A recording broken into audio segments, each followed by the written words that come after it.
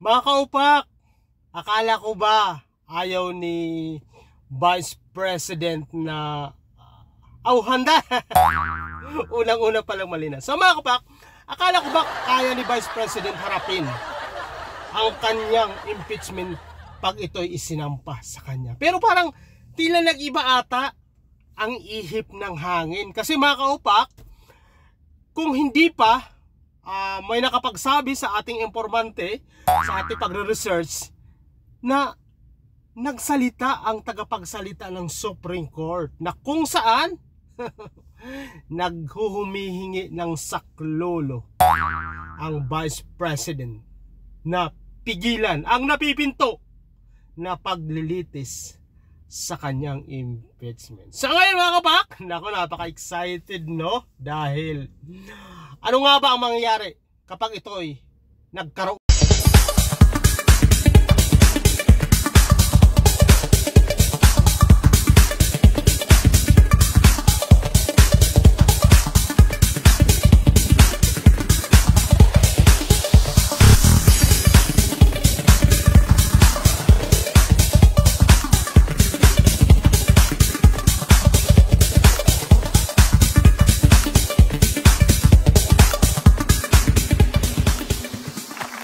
Mga kaupak, humihingi ng saklolo ang Vice President na kung saan sinabi nga ito na tagapagsalita ng Supreme Court na kung saan, naku makaupak, nagpapatulong o pinapipigil ang napipintong paglilitis ng Vice President sa pamamagitan ng impeachment dyan sa Senado. Akala ko ba mga kaupak, noong una pa lang ay handang-handa ang team ni Vice President Sara Duterte na harapin ang anuman kaso na isasampa katulad ng impeachment. Naku mga kaupak, alam nyo ba? Ngayon parang nag-iba na ata ang ihip. Kasi alam mo mga kaupak, ang problema kasi ng mga Duterte, ang tapang nila, no? Pero kapag ito sila nasusukol, lahat na sinabi nila, katulad ng sinabi ni Pangulong Duterte, alam mo, very bad, ano? Kung tutingnan natin sa mga sinabi niya nung yung proclamation rally ng PDP senatorial lineup, na kung saan, naku mga kaupak, ako na po ang nakikiusap sa inyo. Piliin niyo mabuti ang iboboto nyong senador. Huwag yung paulit-ulit, huwag yung magkakamag-anak, dahil kapag ginawa ninyo na magkakamag-anak at saka yung mga trapo, wala silang gagawin dyan. Kailangan magbuto tayo ng hindi pa yung trapo, bago, walang kamag-anak, di ba? Yung kung meron man na gusto natin i-re-elect, ito ay ang marami nang napatunayan, katulad nila Kiko, ni Bam Aquino. Talaga sila yung mga tao na mambabatas na maraming ginawa, maraming batas na naipasa nung panahon nung sila inakbo. Yan dapat. Pero makikita mo naman si Robin Padilla, si Bongo, si Bato, mga kaupak. At saka iba pa, marami pa, sila Villar, sila Revilla. Wala nang ginawa kundi protektahan ang kanilang sariling interes at partido na kinaaniban nila. So ngayon mga kaupak, nung proclamation rally na ginanap na kung saan ang anghang ng binitawan na salita ng ating Pangulo.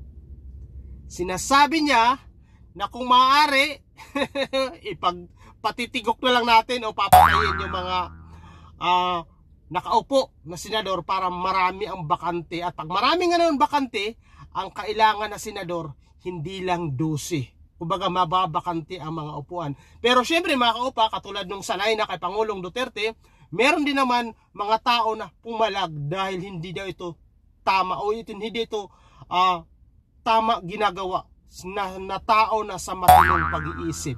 At sinabi naman ng iba, sanay na sila. At bandang huli, sinabi ng mga kampi at mga dati tagapagsalita ng ating dating Pangulong Duterte, ito daw ay biro.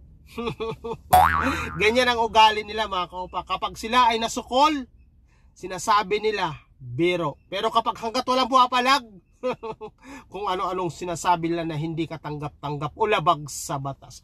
So ngayon mga kabak, yun na. dahil umiinit ang anak. Kung ano yung sinabi ni Pangulong Duterte, ganun din ang anak. Naalala nyo mga kaupak, nung si Vice President naghamon na o sabi na natin nagbanta, ang pangit sabihin dito nagbanta sa Pangulo at sa First Lady at saka Speaker. Sinabi pa niyan sa bandang huli, joke lang yun. No, sorry. Sinabi niya no joke. Pero mga kaupak, after 2 days or 3 days, binawi niya, sinabi niya, yun daw interpretasyon yun na mga tao nga may masamang balakin sa Vice President. Sino ba ang nagbitaw na mga sasalita na hindi katanggap-tanggap? Diba ang Vice President? Tapos sasabihin nyo, walang pagbabanta. Ginawa nyo naman. Hindi yun normal. Hindi yung gawain ng isang, okay nga sana kung ordinaryong tao. Si Vice President po ay isa po siyang lawyer. At malawak ang kanyang kaalaman pagdating sa politika dahil ang kanyang ama at siya ay lumaki sa pamilyang politiko. Tapos sasabihin niyang ganyan. To be honest para lang sa akin, mabait pa si Marcos Kasi sa kabila ng mga binitawan mo na pagbabanta, 'di ba? Alam mo, hindi yung katanggap-tanggap. Kung ako yung sa sarili ko tatanungin, kung ako yun, kinasuhan ko yan on the spot. O, diba? Pero one thing na masaya ibig sabihin mga kaupang na hindi masaya, ibig sabihin yung pagiging ang isang leader nagiging sumusunod sa batas ay nandun kay Marcos, no? Kasi kung si Marcos katulad nung senior, mga kaupak,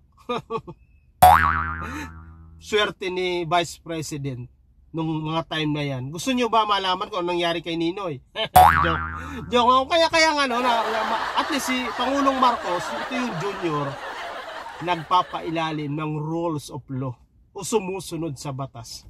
Sa kabila ng pagbabanta ng kanyang Vice President, nakikita mo naman, nandoon pa rin umiiral yung batas. So ngayon mga kaupak, dahil doon sa mga binitawan salita, ang impeachment may nag-file na kung saan, mga kaupak, isa sa mga case na tatalakayin sa impeachment, pati na ang confidential fund. So ang sabi ng mga basher at maka-DDS,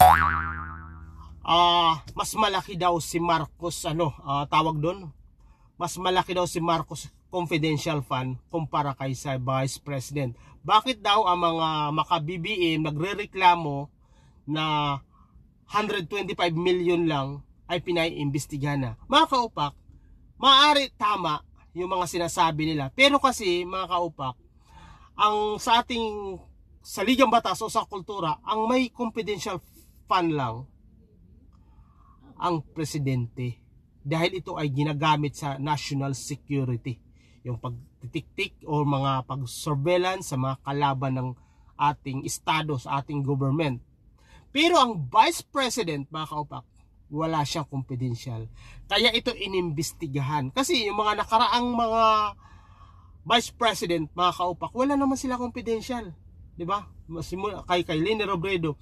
Kung meron man sila, yan ay budget ng Office of the Vice President. Hindi yan yung katulad ng confidential fund na katulad ng presidente na hindi mo kakailangan i-detalye sa Supreme Court ay sa COA dahil ito ay confidential fund. Dahil sa ligang batas, ang confidential fund para lamang sa presidente. So, ang Vice President wala talaga kasi nga ang confidential fund ginagamit ito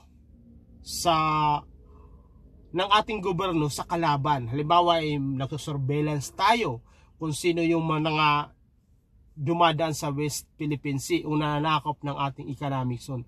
At saka ito nasa ilalim ito ng Office of the Defense at Office of the President. Yun doon kasi yun ay ginagamit ng estado sa ating national security. Yun!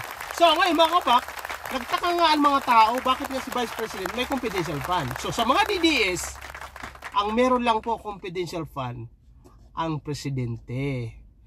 ang Vice President, wala talaga sila confidential fund. Kahit magkalkal kayo sa mga huling Vice President.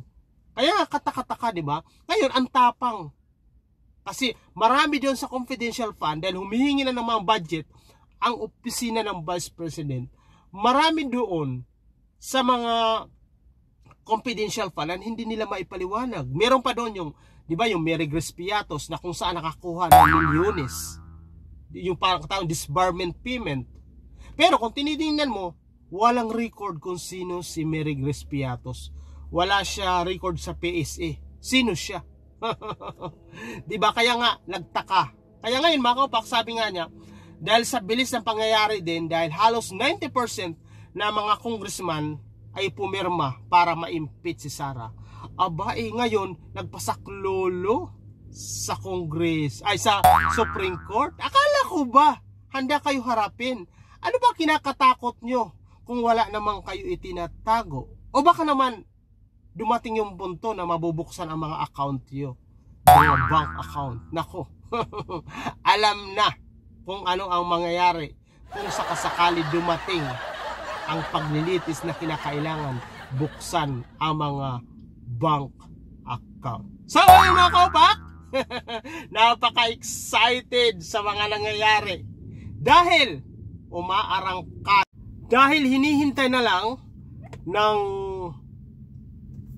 tugon ang pinagko-comment ng Supreme Court ang Senado kung bakit hanggang ngayon hindi pa ina-actionan ang impeachment. Ang sinasabi nga ng Senado, ito ay naabutan ng adjourned. Ano ba tawag doon? Yung nag-adjourn. Ngayon, ibig sabihin, nag-resist na sila dahil sa darating na pangangampanya. Pero ngayon, mga kaupak, ang sinasabi pala sa batas, kailangan actionan. Ito, oras na may transfer ang impeachment mula sa mababang kapulungan papunta ng mataas na kapulungan na kung saan doon lilitisin, ipoprove kung talaga bang may probable cause o may pagkakasala ba talaga o may nilabag ba ang pangalawang pangulo. So ngayon mga kaupak, ako, napaka-excited yan. Kaya ang ginawa ng Vice President, nakabuo na siya ng legal team at